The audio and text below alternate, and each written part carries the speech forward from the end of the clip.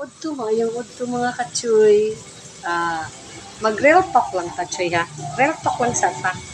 Pero pasensya sa ako ang maigo, ha. Pasensya sa maigo, pasensya sa maagian. Pasensya lang jud kayo, pero mo sulti lang sad ko sa tinuod sa unsay side nga nasad sa kuha ba. Kana bang mahungam ta og gamit bitaw, choy? Manghuam ganit ag mga gamit, mga choy. Iuli na nato nga limpyo.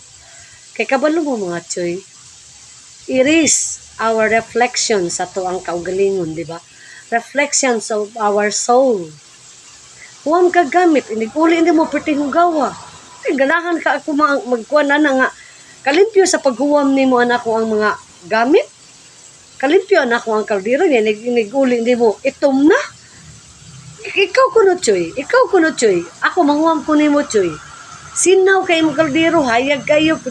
Inig uli sa imo, ha. Gilutuan og kahoy. Nindot ka na, choy.